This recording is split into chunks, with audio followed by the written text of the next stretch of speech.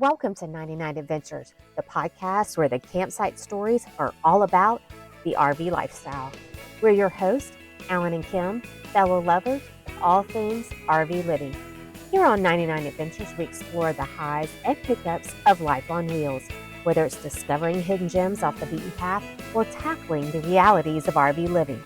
But we're not just about the travel, we're about the taste, too. In every episode, we'll cook up something special right from the RV kitchen or campsite.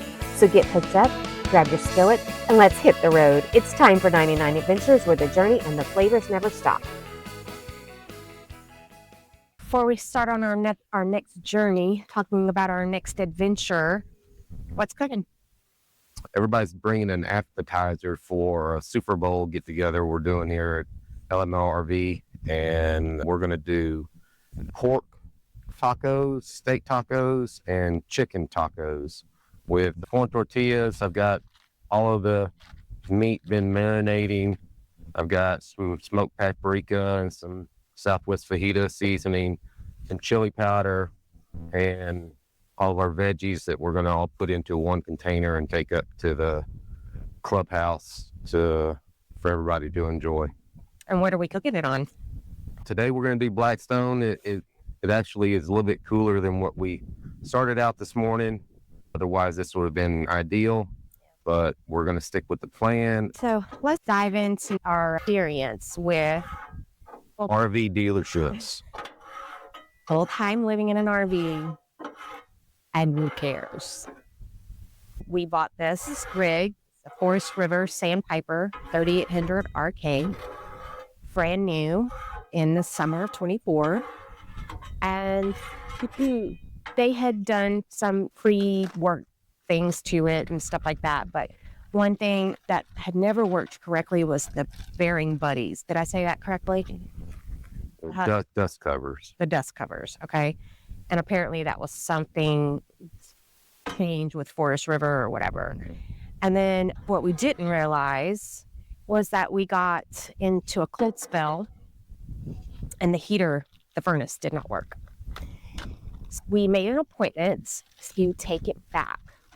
We get these things done. We also had a couple things that need to be sealed, and then also a shade that had broken. Just after living in it for a couple of months, things go wrong, and you kind of start making a punch list and whatnot, and go from there. We had to make an appointment for them to receive the rig back. And then we had to make a secondary appointment while they had the rig for them to then pull it into the bay to do the troubleshooting and the work. Now, keep in mind, this is over the Thanksgiving holiday. Yeah. I'd called and made an appointment, and they gave us the 2 dates. The one date to drop it off. The next date was for them to start work. Yeah. So I don't know if that was as clear as what she was trying to say, but that was the plan, right? So we drop it off, and as any of you who may be living in your rig full time, It's a big deal. it is a big deal because you can't stay in this. And they had told us that they were going to have it for a week and a half to 2 weeks. Yeah, something like that. And fortunately, we were already going to be at my mom's for Thanksgiving, so we just went up a little bit earlier. We had the flexibility to do that, and we were able to do that. Of course, it's hard on us because we have to move out of our rig, get everything out, food. It'd be hard on any full-timer. Yeah, because that's your whole house. It's also hard on anybody you might be staying with, or if you didn't have that option, then you'd have to spend money on a hotel or an Airbnb, right? And we should stop here and say that with the furnace, we did get mobile techs out to check. We got 2 different mobile techs. One that he came out and then basically just couldn't complete the job. Yeah. Never could get the part. So I went and got another person, and this mobile tech, basically, he did some really good troubleshooting. Yeah. And He did. basically said, hey, this is beyond my capacity. It's already under warranty anyway. Probably need to take this in to get it done. Back into the dealership. Back into the dealership, Yeah. right? We did utilize the mobile RV tech route first to try, in particular, the furnace, to get the furnace fixed. because we were dropping. We had temperatures in the teens, and I don't care what brand RV you have, but at the end of the day, it's not a house, and they're not insulated like a house, and it will get cold. And It was cold. And it was cold. 52 degrees in the RV. It's nothing to shake a stick at. It's cold. So it ended up between a lot of phone calls and not getting updates and having to stay on top of them. And we went 3 weeks out of the rig. Got through the Thanksgiving holidays and into the first week of December. And we finally told them, we got to have our rig back. So they ended up doing was putting in a furnace. They replaced the furnace because they couldn't figure anything else out wrong, what was going on with it, why the furnace would not stay on. When they put in the new furnace, it wouldn't go off. It wouldn't cut off. It was like the total opposite problems. Yeah.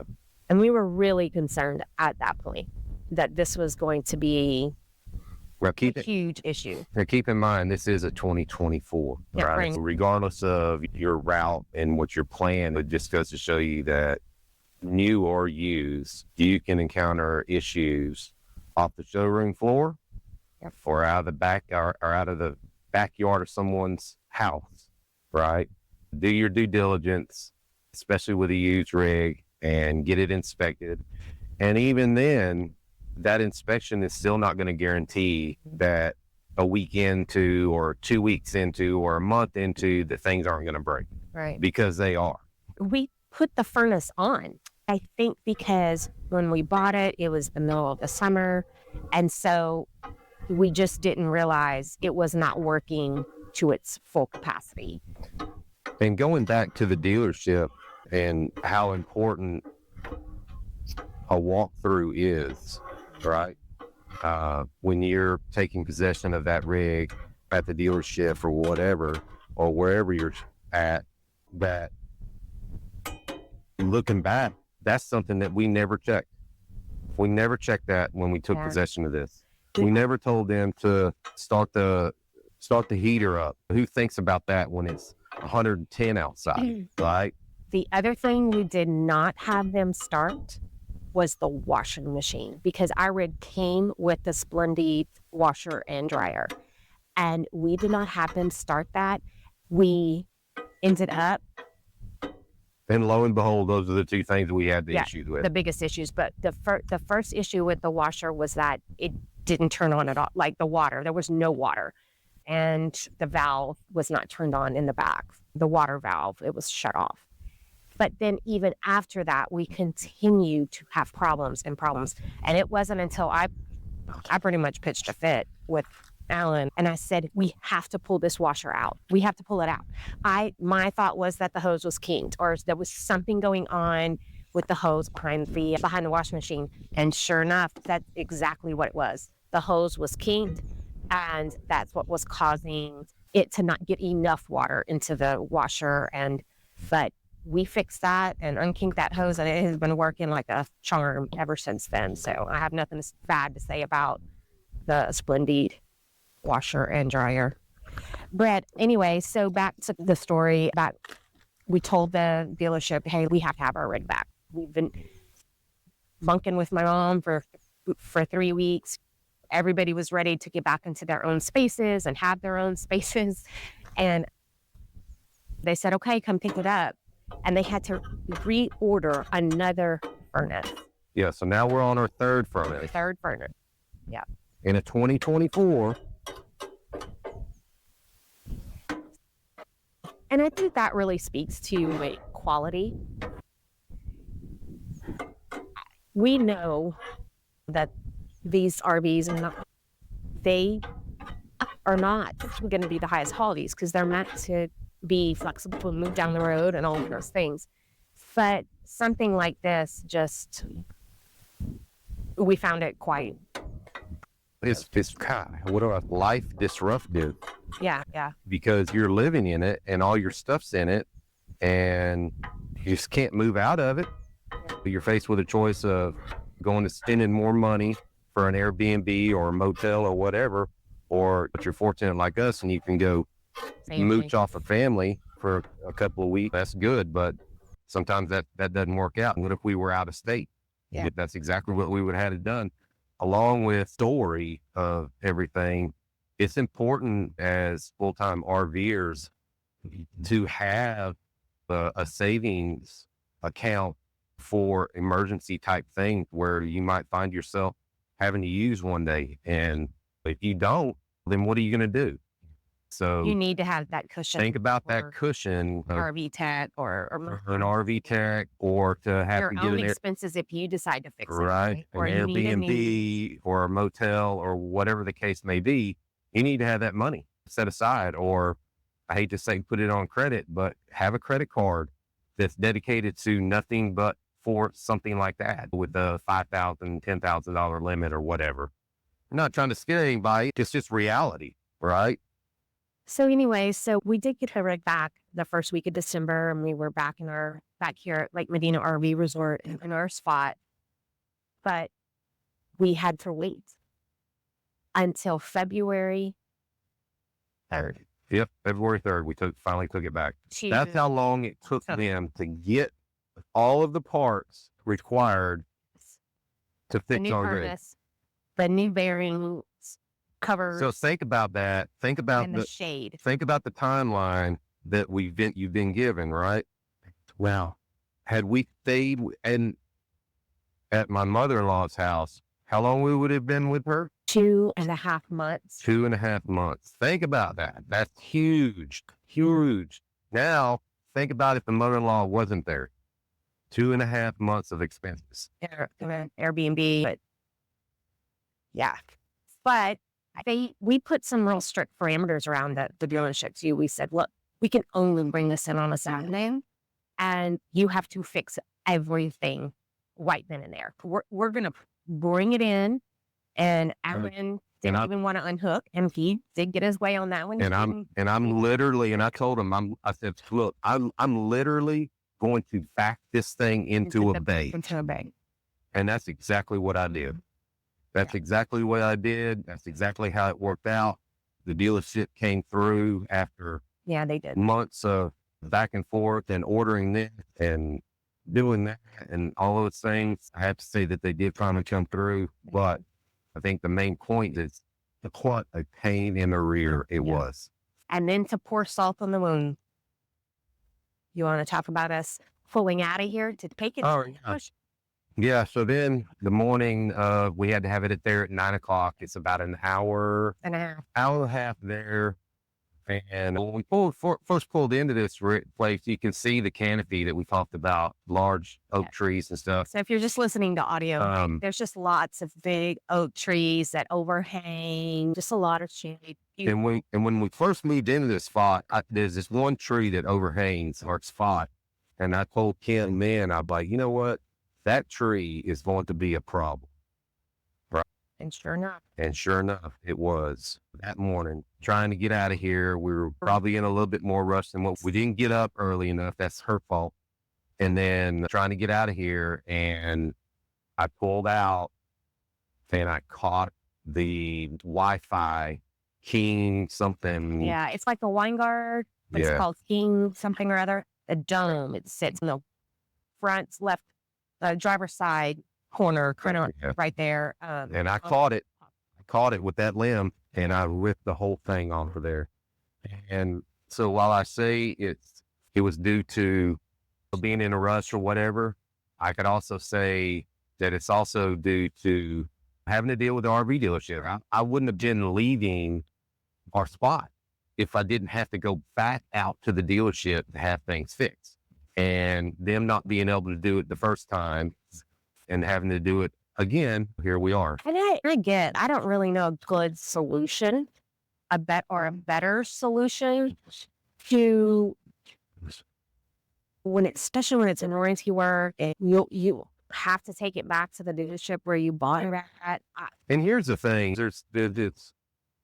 I think it's a misconception. People will tell you that, oh no, you can't take it to that dealership because that's not where you bought it from. And some states have certain rules also. Yeah, I think Texas we have to take it back, don't we? I don't know if I've we heard that. absolutely have to. That's my point to this Yeah. whole thing is that while you could find another dealership closer, maybe that sells that brand and is able to do it, I can almost guarantee you're not going to get the same customer service as going back to the place that you bought it from. Point. Yeah. They're gonna, yeah, oh yeah, we'll fix it at our leisure. I've got customers that bought from us that are way ahead of you. Yeah. And if you have time, hey, go for that. If it's closer and more convenient, I'm just saying, man, it's just an odd situation with that whole deal. Yeah. So we did. We ripped the dome, or Alan ripped the dome off the thing, but we ended up just removing that because we don't use that anyway. We have our Starlink for our internet. This King thing is you can use their services, I think, for internet and maybe cable or something like that. I'm not real sure. But so we just took the whole thing off, and the dealership did inspect it because we were on our way there when it happened. They inspected it for us to make sure there wasn't any issues with the roof. We didn't make a tear or anything like that. So that was good. And they did give us a turn-on roof. Is that how to say it? Did I say it right? The turn-on? I don't know. I don't know. But that just the roof patch stuff, repair stuff. So they did give us that, and they did finish the rig. We dropped it off at 9, and by 2:30 we were rolling out of there. Mm-hmm. And so they did. To say they did make it right, but it was a lot of persistence and on our part. I think that's one of the main points is that with any RV dealership, you have to stay on them, right? They are volume. Most of them, I would say 95% of them. And they care about pushing metal out the door, not necessarily fixing things, right? And especially fixing things that are under warranty. They're not making any money off of it. It's their time, but also, they're obligated to fix it. So they have to, but it's not something that they enjoy. Yeah. But too, about the warranty thing, we had to get all of this approved, or they, on behalf of us, had to get it all approved through Forest River for the warranty work. And then, right, these caps that are the bearing caps or whatever, they were, just so y'all know, I'm Alice left, and I do cook. See, I can cook. But no, so the caps on the wheels, apparently I read in some forums that it was a design flaw, and Forest River had redone that. And then they required the dealership to repack the bearings. Am I saying that correctly? They had to repack the bearings and put a whole different type cover on there. Dust cover things. Yeah. So they have to do things The Forest River way. Forest River way, or the manufacturer way. Anyway, but so all in all, the full timeline from the moment that we noticed that the furnace was out, because this is really what kicked everything else into gear. 3 months, Yeah. November, December, January, all of yeah. Now, mind you, Yeah. we have not had heat. Yeah. We have not had heat. We've been through, I think, 3 cold snaps now. Now, granted, we're in South Texas, so it's not Wisconsin cold, but 19, 18, 15 degrees is still cold in a regular house, much less in an RV. We have improvised and came up with ways to heat things inside, and we've been comfortable. Yeah. But it's come at a cost. We got our electric bill this month for our site, and it was as much as our 2,600 square foot house electric bill. So it's $250. Yeah. Some of the things that we did, and now go into why a furnace is so important. Underbelly heating is super, super important in an RV because of one thing really, and one thing only. It warms your water pipe, as well as the inside, but more importantly, it warms those pipes that run throughout the length of your RV. And without that underbelly heating, guess what happens? Your pipe freeze. And we had that happen. 2 mornings. Even with the improvising that we did in order for us to stay warm, we were having to think outside the box. Hey, might want to take a shower tonight because in the morning the pipes might not function. And sure enough, that was the case. That is exactly what happened. And We had water, like we had took water jugs and filled it up with just have water out of the sink so that we could use the toilet, we could brush our teeth. When we woke up the next morning, if the pipes were frozen, or the lines were frozen, then we at least could get through the morning and get dressed and until things warmed up. But we have a heated hose. Yep. We had heated tanks. We bought heat lamps. So these big silver dome like to heat the underbelly, yes, and underbelly even with that the didn't, heat lamp. and even the that heat light didn't work. bulb. No. Even that didn't work. And we had 2 of them. Yeah. So I think the point is that your furnace has multiple functionalities within your rig, and both of them are equally as important. So got to have that working. It's not been very pleasant. We've made it work, but now we have heat back. Now we'll go through a lot more propane because those furnaces really do suck down a lot of propane at a very rapid rate. 2 of the devices that we've gotten recently that have been huge, I love them. They're Bluetooth enabled, or the Mopeg tank Sensors. Tank sensors. Tank sensors. You put them on the bottom of the tank, and you're able to find out the Mopika Tank sensors. Yeah, those have been pretty cool to have to monitor the level in your tank when it's time to get more propane and stuff like that. Yeah, those have been cool. I'll leave a link to what we got. We ordered on Amazon. They have them on Amazon. But yeah, we ended up getting to there. They sync up. They're just magnetic. You just pop them on the bottom of a tank, propane tank, and then you sync them up to the app that you download to your phone, and you can know what your levels are of your propane tank. So, and yeah, it's come in handy for sure. But I think my question is, what would we do differently next time? Because it will happen. Oh yeah, there's always going to be a next time. So just knowing all of that, what do you think we could have done or we will do differently?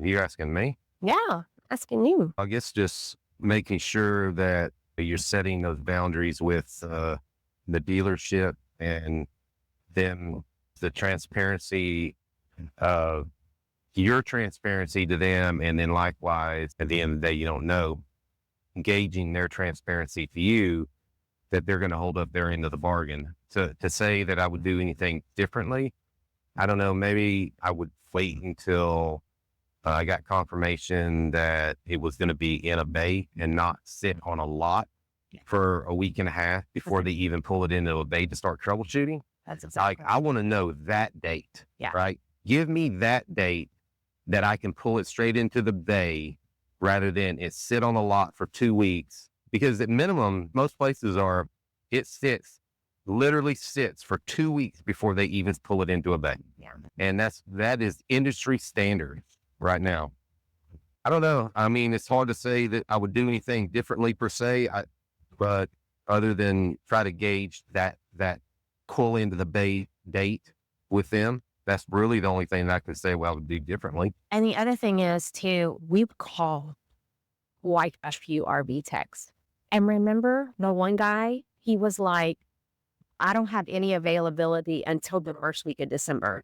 And this was like the middle of November, and he did not have any availability. And then we even were out eating, and there was a guy that pulled up with RV Mobile Tech stuff on his truck, and we went and asked him, and same, he just didn't have the availability. I mean, I think too, in this case, a furnace had to be replaced. That's not something we can do, but the other stuff, replacing the shade, that's the second shade that's needed to be replaced in this rig. And okay, we can do that. We don't need to do that or have a dealership do that. So I guess being able to fix some of your stuff, eat the fact that it's still under warranty, and man, I shouldn't be doing this. Yeah. But at the end of the day, you live in it. Either you make the decision for stand strong to your ground and say, I'm not, this is warranty stuff, or start fixing some of the stuff yourself. You got to help yourself. Yeah. Sometime. Anything else we want to talk about with regards to our little adventure? No, I think that just knowing what you're getting into timeline wise with repairs and stuff like that is super important to be able to track. I think too is this can be difficult, right? And for people who maybe, you have to learn to be flexible and take things as they roll, because it can really make you just not want to do this or live this lifestyle or whatever. And so I feel like that's important too. Just understanding that this kind of stuff can happen, and it can happen in your sticks and bricks. We went through Hurricane Harvey in South Texas, and we went 7 days with no electricity. We went through the freeze in Texas in 21 and went 4 days without electricity. So these kinds of things happen in a sticks and bricks as well. This understanding that I would say that it's much more difficult in an RV, and I think it's super important to keep in mind. I couldn't imagine doing that with kids. We're empty nesters, and it was a personal choice that we made the decision to do what we're doing when we were empty nesters, right? And not before, because those signs are, they're our responsibility, and that was just our personal choice. It's not to say I'm not downplaying anybody that wants to do it, that's got a kid. It's just something that extra level. It's an extra level of responsibility on top of chaos that you're going to encounter, not just on repairs, but just in general, right? And I just think it's something that, that people need to be cognizant about before making a decision to just throw caution to the wind and go for it. I'm just being honest with it, right? All right. We're not quite finished with our tacos. Yeah, I'm doing the vegetables right now, and then I'm also going to do a salsa. And after this vegetables are done, I'll do a salsa, and I do it all on the grate, and then I take it inside, and I'll put it in the blender, and so what are you going to put on the grill that is in the salsa? Tomatoes, my Serrano peppers, small thing of onion will all go on the grill to brown it, and then take it inside and put it in the blender. That's a whirlwind adventure on our repair scenarios. And we're going to do Super Bowl party this evening. I think there's lots of people that are coming. Yeah. Everybody's bringing an appetizer. We're bringing what we feel is an appetizer, more kind of a meal. Street tacos. Basically street tacos. Like I said, steak, pork, and chicken. You put the vegetables on top, cilantro, some onion, and some homemade salsa that we're going to do. And hopefully it'll be super good, and everybody has a good time, and go from there. Another journey on 99 Adventures comes to a close. Here's our taco. Got your corn tortillas, and then vegetables underneath. You got pork, you got chicken, and steak. And we've got fun little signs so people know. Oh. And there's our salsa.